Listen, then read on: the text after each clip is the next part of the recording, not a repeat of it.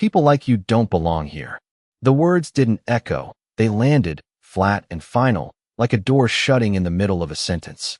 Ethan Cole paused just outside the glass entrance, one hand still resting on the cold metal handle, the faint reflection of himself staring back from the polished surface. The man in the reflection didn't look like a millionaire. His jacket was worn at the cuffs, his boots scuffed with dust from a long walk, his hair slightly unkempt like he hadn't cared enough to fix it. Inside, the bar glowed warm with amber lights, rows of bottles catching the shine like liquid gold, laughter drifting out in soft waves. But right here, on the threshold, everything felt still. The security guard stood firm, arms crossed, eyes scanning Ethan with a practiced kind of dismissal, the kind that didn't need to raise its voice to make its point. Behind him, a couple dressed in tailored suits stepped around Ethan without a glance, their heels clicking sharply against the floor, slipping easily into the warmth that had just been denied to him. Ethan's fingers tightened slightly on the handle, not in anger, not yet, but in recognition. He had built this place. Every inch of it. The mahogany bar imported from Tennessee, the custom lighting calibrated to hit just the right shade of gold at 7:30 p.m., the signature whiskey blend that people drove 30 miles out of their way to taste. This wasn't just a bar, it was his empire distilled into one room. And yet, standing here now, he was invisible in the only way that mattered. Or worse, visible for all the wrong reasons. The guard shifted his weight, his voice calm but firm, like he'd said this 100 times before. "We've got standards." Ethan let the silence stretch, just for a second longer than necessary. Inside, a burst of laughter rose from the far end of the bar, glasses clinking, someone calling out for another round. Life continued, perfectly timed, perfectly curated, just as he had designed it. But out here, something else was happening. Something unscripted. Ethan finally released the handle, letting it fall back into place with a soft click that seemed louder than it should have been. He took a slow breath, the cool evening air settling into his lungs, steady, grounding. Then, without another word, he stepped back. Not away, but around. Toward the side entrance, the one employees used, the one he hadn't walked through in years. As he moved, the gravel under his boots crunched softly, each step deliberate, each one carrying a weight he hadn't expected to feel. Inside, unseen by him, a young waitress balanced a tray near the bar, her hands steady despite the rush, her eyes catching small details others missed, the way someone hesitated before ordering, the way another checked their wallet before asking for a refill. Ava Brooks didn't know it yet, but in less than 5 minutes, her quiet shift was about to collide with something much bigger than a dinner rush. And for the first time in a long time, Ethan Cole wasn't walking into his bar as the man who owned it. He was walking in as the man no one thought mattered. The side entrance opened with a muted creak, the kind that only employees ever noticed, and Ethan stepped inside without being stopped this time. The air shifting instantly from cool night breeze to the dense warmth of polished wood, citrus cleaner, and aged whiskey lingering beneath soft music that pulsed just low enough to feel more than hear. The hallway was narrow, lined with stacked crates and neatly folded linens. The quiet backbone of a place that looked effortless from the front, but ran on constant motion behind the scenes. And for a moment Ethan stood there, letting his eyes adjust, letting the sounds of the bar filter through the walls in softened layers. Laughter, glass against glass, a voice calling out an order, the rhythm he had once known by heart, but had not listened to this closely in years. At the far end of the corridor, a door swung open briefly and a figure passed by carrying a tray. Quick, efficient, focused, and gone before he could make out her face. But the movement left behind a small shift in the air, like a current he could not quite name. He moved forward, slower now, his boots quieter on the rubber mat flooring, until he reached the edge where the hallway opened into the main floor from the staff side, a vantage point most customers never saw. And from here the bar looked different, less like a curated experience and more like a living system. Every person in motion, every second accounted for. Ava Brooks adjusted her grip on the tray as she stepped between two tables, her movements practiced, steady, the weight balanced not just in her hands but in her awareness, because she noticed things others missed. The way a man tapped his fingers against the table before speaking, the way a couple avoided eye contact. After a quiet disagreement, The way someone hesitated before ordering a second drink, checking the price in their mind before saying the words out loud. Her uniform was clean but slightly worn at the edges, her name tag catching the light each time she turned, and there was a calm in her expression that did not come from ease but from discipline, the kind built over long shifts and longer nights. Because this job was not just a job, it was part of something bigger waiting for her at home. Earlier that afternoon, she had stood in a small clinic room that smelled faintly of antiseptic and paper, her hand resting over her mother's as a doctor explained numbers and timelines in a careful, measured tone, the kind meant to soften reality, but never quite succeeding. And Ava had nodded, absorbing every word, every cost, every implication, storing it somewhere deep where it would not shake her hands when she returned to work, because here, in this room, she could not afford to falter, not when every tip mattered, not when every shift counted. She exhaled slowly as she reached the bar, setting down a finished order with a gentle precision that made the glasses barely whisper against the wood, then turned just as a new figure stepped into the light from the staff entrance, someone she had not seen before, his clothes simple, his posture reserved. But there was something about the way he paused, the way his eyes moved across the room, not with curiosity, but with recognition, like he was searching for something he had once known and somehow lost. Ava noticed him the way she noticed everything, not staring, not judging, just registering, and when their eyes met for the briefest second, there was no reaction, no assumption, only a quiet acknowledgement before she shifted her focus back to the next order, her voice steady as she asked a nearby guest, "What can I get for you tonight?"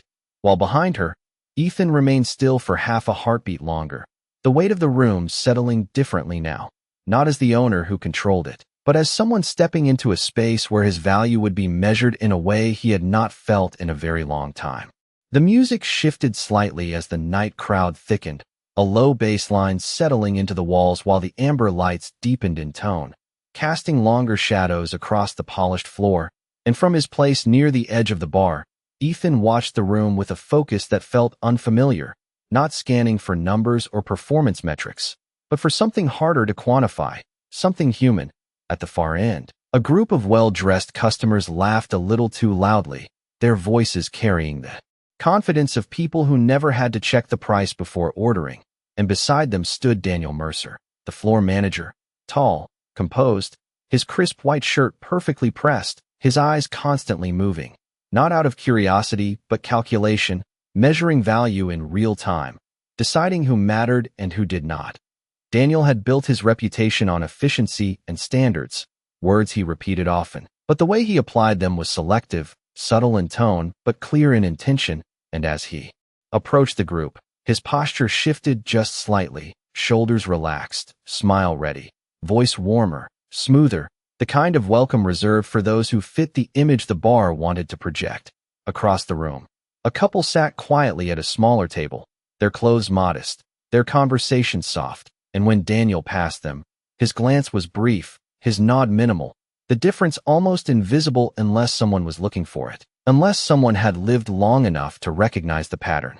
Ava noticed, not with judgment, but with quiet understanding, because she had seen it before, not just here but everywhere, the invisible scale that weighed people before they spoke, before they were known, and she adjusted her path.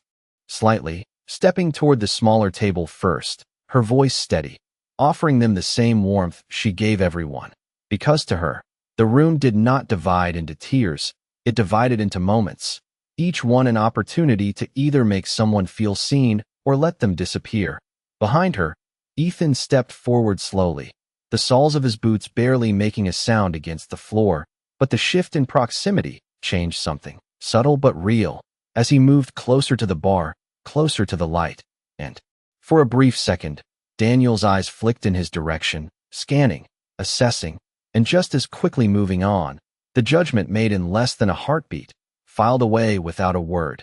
Ethan felt it, not as an insult, not yet, but as a recognition of the system he had allowed to exist, the one he had never fully questioned because from where he stood before, it had always worked in his favor. Now, standing inside it without the shield of his identity, it felt different, sharper, more precise.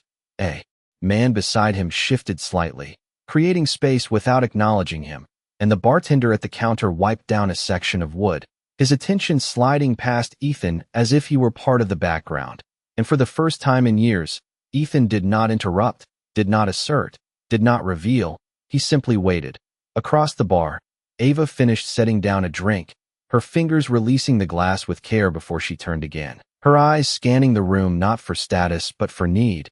And when they landed on Ethan, there was no hesitation, no recalculation, just a quiet decision as she moved toward him, weaving through the space with a steady rhythm, the tray balanced at her side, her expression calm, grounded, present. The light caught the edge of her name tag as she stopped in front of him, and for a moment, the noise of the room seemed to soften, not because it actually changed, but because something in the space between them did, something that had nothing to do with money or status or perception, something simpler, more direct. Ava met his gaze, her voice even, unhurried, as if there was no difference between him and anyone else in the room, and in that single, unguarded moment, before a word was even spoken, Ethan felt something shift inside him, small but undeniable, like the first crack in a surface he had always assumed was solid. "What can I get for you tonight?" Ava's voice was calm, steady, the kind that did not rush or assume, and it settled into the space between them without pressure. Ethan blinked once, as if pulled back from somewhere deeper, then glanced briefly at the menu resting against the polished wood, though he already knew every item on it, every price, every margin. Yet now the numbers felt different, heavier, like they belonged to someone else's world, not his. And for a second, he hesitated, letting the silence stretch just enough to feel real. "Just water," he said finally, his voice quieter than he expected, and then after a pause, "And whatever is the cheapest thing you have to eat." The words landing unevenly, not rehearsed, not calculated, just simple. Ava did not react the way others might have. No flicker of judgment, no shift in tone. She simply nodded once, her expression unchanged, as if the request carried the same weight as any other. And she reached for her small notepad out of habit, even though she would not need it. "We have a house sandwich," she said gently. "Comes with fries. It is $12. She did not emphasize the number, did not soften it either, just stated it plainly, giving him the dignity of choice. Ethan gave a small nod, his fingers brushing lightly against the edge of the bar, the wood cool beneath his skin, grounding him in a way he did not expect. "That is fine," he replied. Ava met his eyes for a brief moment, not searching, not questioning, just present, then offered a quiet, "I will take care of it." Before turning away, her steps measured, tray balanced, disappearing into the rhythm of the room as if nothing unusual had happened. Behind the bar, the bartender glanced once in Ethan's direction, then leaned closer to another customer whose watch alone could have paid for every drink in the room, his tone shifting, lighter, faster, more attentive, while Ethan remained where he was, the space around him subtly adjusting, people moving past, conversations flowing, but none of it touching him directly. At a nearby table, a man in a tailored jacket leaned back in his chair, his voice carrying just enough to be heard. "You know they let anyone walk in here now," he said to his companion, not loud enough to confront, just enough to imply, and the companion gave a small, dismissive chuckle, the kind that did not commit, but did not disagree either. Ethan heard it, every word, every inflection, and for the first time, he did not correct it, did not step in, did not reveal who he was. He simply absorbed it, letting it sit, letting it register in a way it never had before. Across the room, Daniel Mercer noticed the interaction, his eyes narrowing slightly, not in anger but in calculation, and he began to move, his steps smooth, controlled, weaving through the crowd with purpose, drawn by the subtle imbalance he sensed, because to him, this was not just a customer. It was a disruption of order, a misalignment of expectation. Ava reappeared moments later with a glass of water, condensation forming along the sides, catching the light as she placed it gently in front of Ethan, her hand steady, her voice the same as before. "Your food will be out shortly. No rush, no distance, just consistency." And for a second, Ethan looked at the glass, then at her, something unspoken passing through his expression, something close to surprise, not at the service, but at the absence of anything else. No hidden tone, no quiet dismissal, just simple respect. Ava gave a small nod and turned again, moving back into the flow, while behind her, Daniel closed the distance, stopping just within earshot, his presence firm, controlled, his eyes now fixed on Ethan with a focus that signaled something was about to shift, the balance of the room tightening in a way that could not yet be seen, but could already be felt.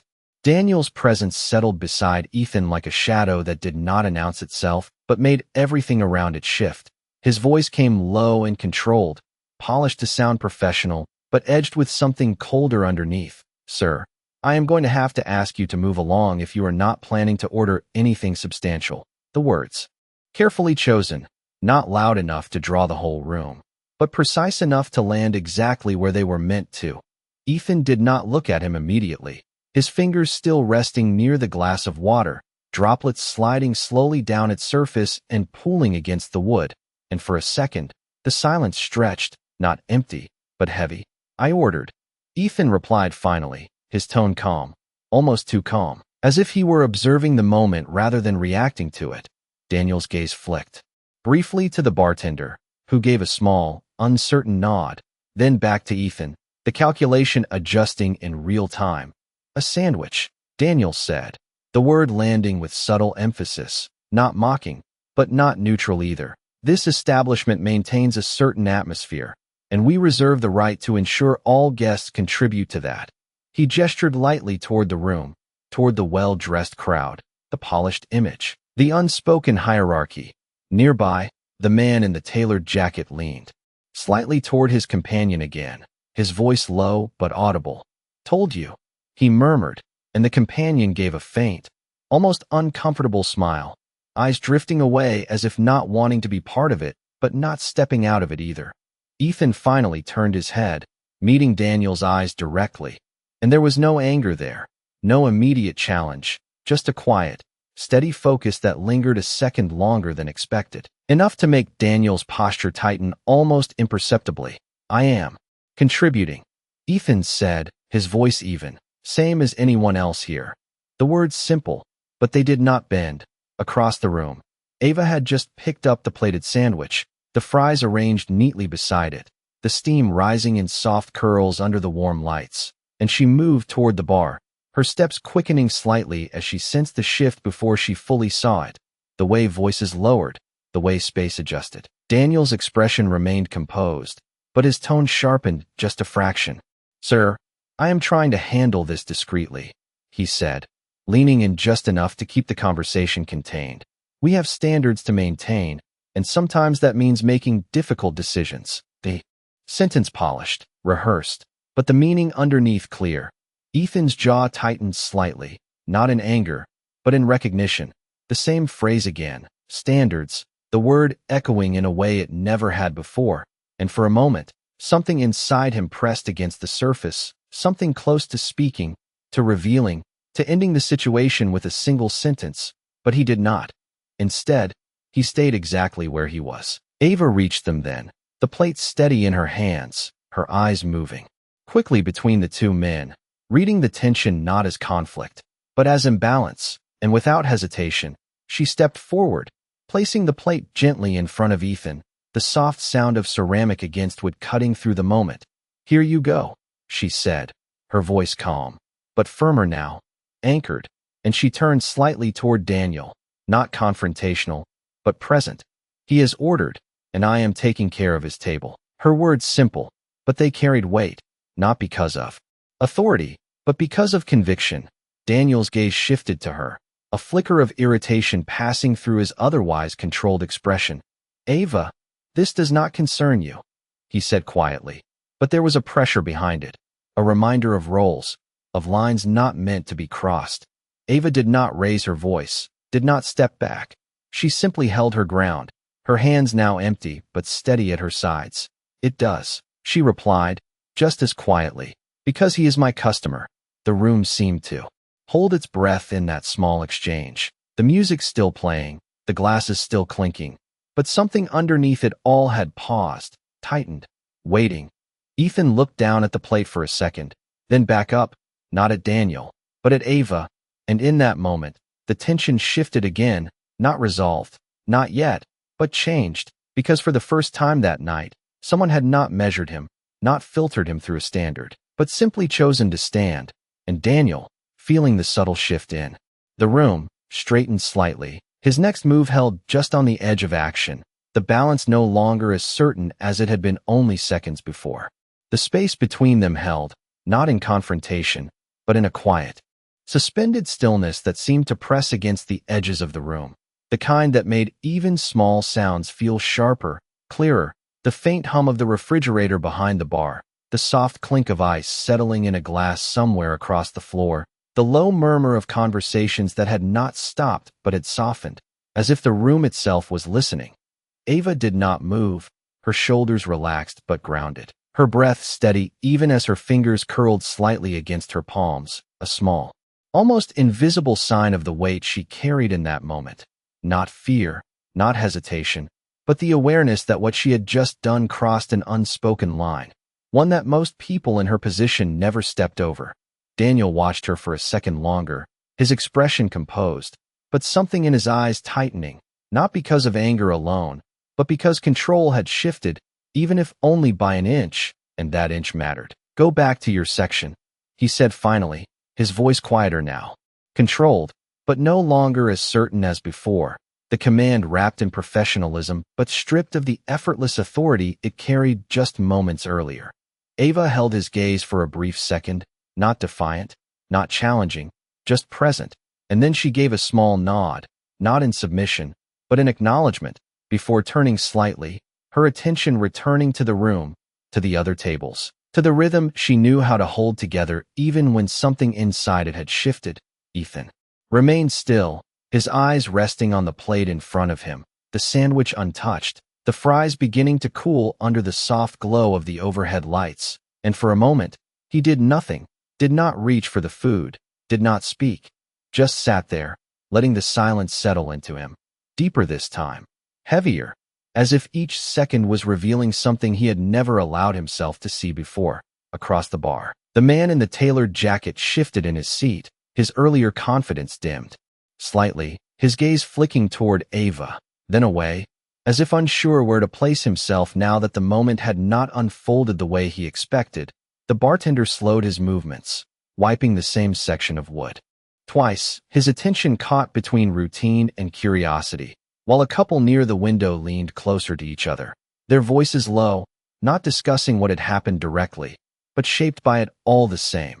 Ava moved through the room again, her steps measured, her posture steady, but her mind carrying the echo of the clinic, the quiet voice of the doctor, the numbers she could not forget, and for a brief second, as she reached for another tray, her hand paused, just for a heartbeat, before continuing, because there was no room here for anything else, no space to unravel, only to move forward, one table at a time. Ethan finally lifted his hand, his fingers wrapping slowly around the glass of water, the condensation cool against his skin, grounding him again, and he took a small sip, the simplicity of it striking him in a way it never had before, not the taste, but the act, the quiet normalcy of being served without expectation, without recognition, without the weight of who he was.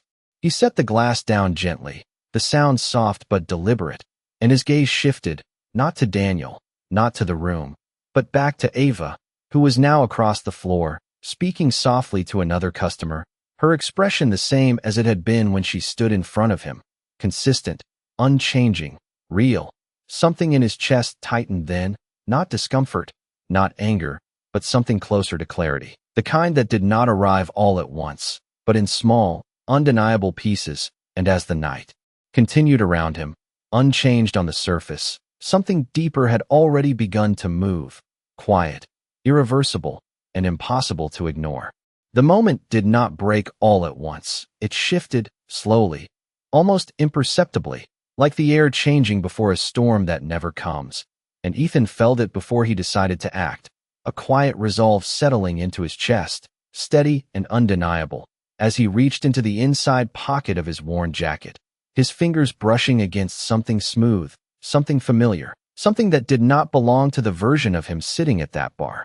For a second, he paused, not because he doubted what he was about to do, but because he understood what it would change, not just in the room, but in himself. And then he pulled it out, placing it gently on the bar, the small black card catching the light in a way that drew attention without asking for it. The bartender's eyes flicked down first, then widened just slightly, his hand freezing mid-motion as recognition hit.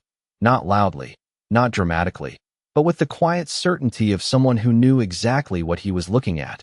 Daniel saw it next, his gaze snapping toward the counter, his posture stiffening in a way he could not fully control, the practiced composure slipping for just a fraction of a second as the pieces aligned too quickly to ignore. The card did not need to be explained, did not need to be announced. Its presence alone carried the weight of ownership, of authority, of everything the room had been built on. A subtle ripple moved outward, the bartender straightening, the man in the tailored jacket leaning forward just enough to catch a glimpse, his earlier confidence dissolving into something quieter, more uncertain, while conversations nearby slowed, not stopping, but bending around the shift that had just occurred. Ethan did not raise his voice, did not look around to confirm the reaction. He simply rested his hand lightly on the edge of the bar, his gaze steady, his presence no longer overlooked, but he did not lean into it, did not reclaim it the way he might have before. Instead, he let the silence do what it needed to do. Daniel stepped closer, his voice lower now, stripped of its earlier edge. "Mr. Cole," he said, the name landing carefully, almost cautiously, as if speaking it too loudly might fracture whatever remained of the moment. And for the first time that night, there was no calculation in his tone, only realization. Ethan turned his head slightly, meeting Daniel's eyes again. But this time the dynamic had shifted completely, not because Ethan demanded it, but because the truth had surfaced, undeniable and irreversible. "You said something earlier," Ethan replied, his voice calm, but carrying a weight that settled deeper than any raised tone could have. "About standards." The word lingered, not as an accusation, but as a mirror. Daniel's jaw tightened, his response delayed by a fraction of a second that said more than any words could. "Yes, sir," he answered finally, the title automatic now, reflexive, but hollow compared to the certainty it carried before. Ethan nodded once, slow, deliberate, his gaze drifting briefly across the room, taking in the same people, the same lights, the same carefully constructed atmosphere, but seeing it differently now, not as a system that worked, but as one that filtered, that decided, that excluded without ever saying so out loud. Across the floor, Ava had stopped mid-step, her eyes drawn to the shift at the bar, to the way Daniel stood, to the way the bartender had gone still, and then to the card resting on the counter, her mind connecting the pieces in quiet sequence, not with shock, not with disbelief, but with a calm understanding that settled just as steadily as everything else about her. Ethan's eyes found her again, and this time, there was no barrier between what he knew and what she saw. No assumption left to hide behind. Only truth, simple and clear. "You did not see a customer," Ethan said softly, not to Daniel, not even fully to Ava, but to the space between them, to the moment itself. "You saw a person." The words landed gently, but they carried more weight than anything else that had been said that night. The room held that sentence, not loudly, not dramatically, but in the quiet way that real things settle. And for a brief second, everything else seemed to fade just enough to let it be heard. Daniel's shoulders lowered, not dramatically, but enough to reveal the weight he had been carrying without realizing it. His carefully structured confidence now replaced with something quieter, more human, and for a moment he said nothing, the silence stretching between him and Ethan not as tension anymore, but as recognition. "I was trying to maintain the image," Daniel finally said, his voice softer, stripped of the polished edge it once held, and even as he spoke, the words sounded smaller than they had before, as if he could hear their limitations in real time. Ethan's gaze did not harden, did not press. It remained steady, almost reflective, as though he was not just listening to Daniel, but to himself, to the version of him who had once believed the same thing without question. "An image is only as strong as the people it includes," Ethan replied quietly, his tone even, not correcting, not condemning, just placing the truth where it could not be ignored. Daniel nodded once, slowly, his eyes dropping for a brief second before lifting again, and in that movement there was something rare, something unpracticed, the beginning of understanding rather than the defense of a position. Across the bar, the bartender shifted, straightening his posture, his earlier uncertainty replaced with a heightened awareness, his movements now careful, deliberate, as if the entire room had recalibrated its sense of importance. The man in the tailored jacket cleared his throat lightly, his gaze avoiding Ethan now, his earlier comments dissolving into the background as he focused intently on his drink, the glass suddenly more interesting than anything else in the room. Ava stood a few steps away, her hands resting lightly against the edge of a tray, her expression unchanged on the surface, but her eyes steady, attentive, not seeking validation, not expecting acknowledgement, simply present in the moment as it unfolded. Ethan turned toward her then, fully this time, the weight of his identity no longer hidden but not used as a shield either, and for a second, neither of them spoke. The space between them filled with everything that had already been said without words. "You covered his order," Ethan said, his voice low, but clear, not as a question, but as an understanding. Ava gave a small nod, her posture relaxed, her gaze meeting his without hesitation. "He asked for the cheapest thing," she replied simply, "and he looked like he needed a break more than a bill." Her words carried no performance, no attempt to impress, just the truth as she saw it. Ethan exhaled slowly, a faint shift in his expression, something softer now, something that had not been there when he first walked in. "Most people would have seen it differently," he said, almost to himself. Ava's lips curved just slightly, not quite a smile, but something close. "Most people are busy deciding who deserves what," she answered, her tone gentle.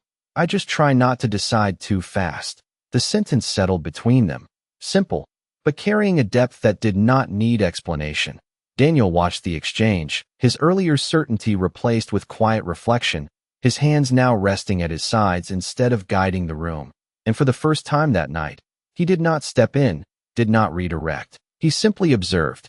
Ethan reached for the plate then, finally, his fingers lifting the sandwich, the warmth still lingering, and he took a small bite, not because he needed to, but because the moment called for something real, something grounded, and as he chewed, slowly, thoughtfully, the taste seemed secondary to the experience itself, to the realization settling deeper with each passing second.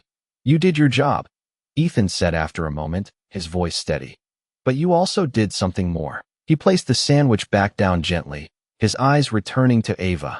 "And that is harder to teach." Ava shook her head slightly, her expression calm. "It is not something you teach," she replied.